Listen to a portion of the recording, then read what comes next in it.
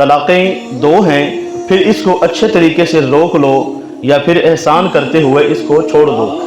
ایسا لفظ ہے جس کے زبان سے نکلتے ہی انسان کی سالہ سال کی بنی ہوئی میاں بیوی کے اندر 2 4 5 بچے ہونے کے باوجود بھی یہ لفظ 3 بار کہہ دیا، 2 بار کہہ دیا تو یہ انسان اس سے دور ہو جاتا ہے۔ پہلی بات تو یہ یاد رکھ لیں، طلاق جو ہے نا لفظ، یہ قرآن پاک کا حکم ہے، الطلاق مرتان فامساک بمعروف او تصریح باحسان۔ طلاقیں 2 ہیں، پھر اس کو اچھے طریقے سے روک لو یا پھر احسان کرتے ہوئے اس کو چھوڑ دو۔ آج کل ہم جو رٹ لگاتے ہیں طلاقیں 3 ہیں، طلاقیں 3 ہیں، طلاقیں قرآن کا حکم ہے 2 ہیں۔ شاید آپ کو یہ بات نہیں لگ رہی ہوگی لیکن میں کوشش کرتا ہوں سمجھانے کی۔ اصل میں یہ 2 ہے طلاقیں جو قرآن پاک کی آیہ مبارکہ میں نے پڑھی آپ کے سامنے، یہ سورہ بقرہ کی 229 نمبر آیہ مبارکہ ہے، دوسرے سپارے میں۔ طلاقیں 2 ہیں لیکن قرآن کہہ رہا ہے کہ طلاقیں 2 ہیں، اس کو اچھے طریقے سے روک لو یا پھر احسان کرتے ہوئے اس کو جانے دو۔ یعنی کہ جب تیسری طلاق، ہم تیسرا لفظ منہ سے جب نکالیں گے تو پھر وہ ہمارے لیے اجنبی ہو جائے گی، ہمارے لیے وہ حرام ہو جائے گی۔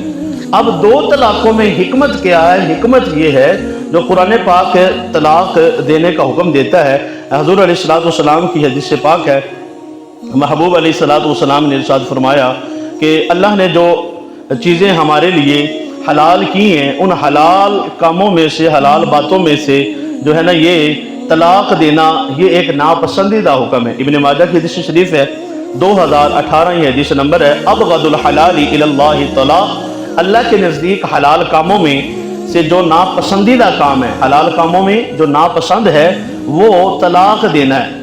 اس سے پتہ چلا کہ طلاق کا جواز تو ہے، طلاق بندہ جب معاملات بگڑ رہے ہوں تو طلاق دے سکتا ہے، لیکن یہ ناپسندیدہ عمل ہے۔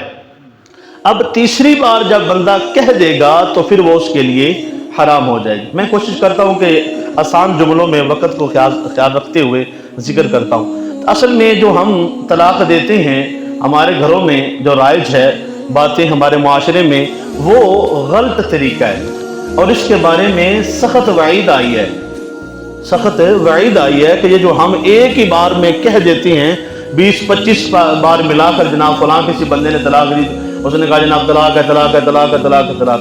اب یہ طریقہ اللہ اور اس کے رسول کے حکم کے خلاف ہے، یہ کام قرآن کے خلاف ہے، یہ اللہ کو چیلنج کرنے والی بات ہے۔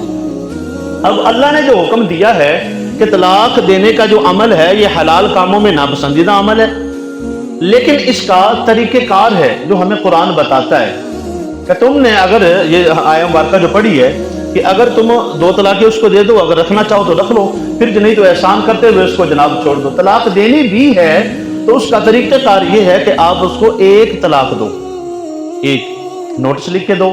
بعض اوقات یہ ہم جاتے ہیں اسٹامپ فروش کے پاس، وہ جناب تینوں ایک دفعہ لکھواتا ہے اور لکھوا کے کہتا جناب یہ اپنے پاس رکھ لو، 1 مہینے بعد 1 بھیج دینا، دوسرے مہینے میں یہ بھیج دینا، وہ تاریخیں اس حساب سے ڈال دیتے ہیں۔ تو وہ جب اس نے لکھ دی، آپ نے سائن کر لیے تو وہ تینوں اسی وقت ہو گئی، تینیں اسی وقت ہو گئی۔ لیکن یہ بھی غلط ہو گیا کہ جناب 1 مہینے میں بھیجنے، 2 مہینے میں بھیجنے، پھر تو وہ بات ہی ختم ہو گئی۔ تو 1 مہینے میں 1 طلاق بھیجنی ہے، طلاق بھیجنے کے بعد 1 مہینہ انتظار ہے۔ قرآن کے لفظ صریح موجود ہیں۔ اس 1 مہینے کا مطلب اور مقصد یہ ہے کہ اللہ چاہے گا کہ ان کے دلوں میں کوئی ایسی بات ڈال دے گا، کوئی چنگی بات اس کو یاد آ جائے گی تو وہ اس کے دل نرم ہو جائیں گے، تو ان کے لیے آسان ہو جائے گا دوبارہ ملنا۔ اگر پھر بھی وہاں تک بھی کوئی ایسی بات نہیں پہنچتی کہ وہ اکٹھے ہو جائیں، پھر دوسرے مہینے میں 1 طلاق پھر دے دو، دوسرا نوٹس پھر بھیج دو۔ لیکن پہلی بات جو ذکر کی، اس میں خیال رکھنا ہے کہ پہلی دفعہ میں تینوں اکٹھی لکھ نہیں دینی، ہر مہینے الگ الگ 1 لکھنی، پھر دوسرا مہینہ پورا انتظار کریں۔ اللہ پھر قرآن پاک میں لفظ شریف فرماتا ہے کہ اب اور زیادہ اللہ تعالیٰ ان کے دلوں میں ایسی بات ڈال دے گا، یا پھر بڑے بزرگ جو ہیں وہ بیٹھ کر معاملہ سدھار لیں گے جب ان کو فکر ہوگی کہ جناب یہ دونوں میاں بیوی پہلے ہنستے بستے تھے، آج وہ بھی اجڑا بیٹھا ہے، آج اس کا بھی حال کوئی نہیں، اگر بچے ہیں تو بچے الگ سے پریشان ہیں، پھر وہ منتیں سماجتیں معاملات جو ہے نا وہ سدھر جاتے ہوتے ہیں۔ اب جب کہ دو ہو گئی، اب پھر بھی دیکھا کہ معاملہ نہیں سدھر رہا تو پھر کیا ہے جناب، پھر تیسری بھی دے دو۔ اب دو تک یہ حکم تھا کہ جناب تم اسے چاہو روکنا چاہو تو روک لو، دو تک۔ یہ کس طریقے سے روکنا ہے میں اگلی بات میں سمجھاتا ہوں۔ اب یہ طلاق دینے کا طریقہ ہے۔ اب دو تک تو یہ حکم ہو گیا کہ اگر 2 مہینے میں بھی وہ نہیں صبر رہی، نہیں سدھر رہی، نہیں کوئی معاملہ بن رہا، بڑے بھی کوئی صلح نہیں کروا رہے یا کروا رہے ہیں تو معاملات نہیں سدھر رہے، تو اب کیا ہوگا، اب تیسری طلاق دے دو۔ یہ ہے او تشریح بإحسان، پھر احسان کرتے ہوئے اس کو چھوڑ دو۔ اب جب ایک طلاق دے گا تو پھر اس کے لیے رعایت یہ ہوگی کہ وہ اس سے نباہ کر سکتا ہے۔ ایک طلاق دیتا ہے تو بندہ 3 مہینے تک جو ہے نا، 3 مہینے کے اندر عدت گزرنے کے اندر اس سے رجوع کر سکتا ہے۔ اب وہاں پہ ہم نے 1 مہینے کے بعد طلاق کا نوٹس لیا ہے، اگر 1 مہینے کے اندر وہ معاملات نبڑ جاتے ہیں تو دوبارہ ہمیں نکاح کی ضرورت نہیں ہے۔ اگر لوگوں نے صلح کرا دی تو اسے کہتے ہیں طلاق رجعی، تو اس سے یہ ہوگا کہ رجوع کر لیا جا سکتا ہے۔ بس اتنا کہہ دے کہ تو میری بیوی ہے، آئندہ ہم ایسا نہیں کریں گے، اس بات سے ہم توبہ کرتے ہیں، یہ جو عمل تھا یا جس کی وجہ سے ہوا، تو اس ایک طلاق کے بعد دوبارہ واپسی کی گنجائش۔ اب دوسری طلاق کے بعد جیسے ہی عدت ختم ہوئی ہے، 3 مہینے گزرے ہیں، تو ہوگا کیا، اب بھی دوبارہ نکاح کے ذریعے، نئے حق مہر کے ذریعے وہ عورت واپس شوہر کے پاس آ سکتی ہے۔ 2 طلاقیں ہو گئی، عدت گزر چکی ہے، نکاح دوبارہ کیا جا سکتا ہے واپسی پہ اسی شوہر کے ساتھ، اور نکاح ہوگا اور حق مہر نئے کے ساتھ، پرانا حق مہر ختم ہو گیا، اب نیا حق مہر کیا ہے، وہ دینے کے بعد وہ دوبارہ عورت اس کے پاس واپس آ سکتی ہے۔ یہ جو حکم ہے قرآن کا کہ 2 طلاقیں یہاں تک ہے۔ اب جب کہ بندے نے کہہ دیا کہ جناب تیسری طلاق بھی دے دی، تو اب عدتیں گزریں نہ گزریں، جو ہو گیا سو ہو گیا، اب یہ اس پر اجنبی ہو گئی، یہ حرام ہو گئی، اب یہ اس کے پاس واپس نہیں آ سکتی، اب یہ واپس اس کے پاس نہیں آ سکتی۔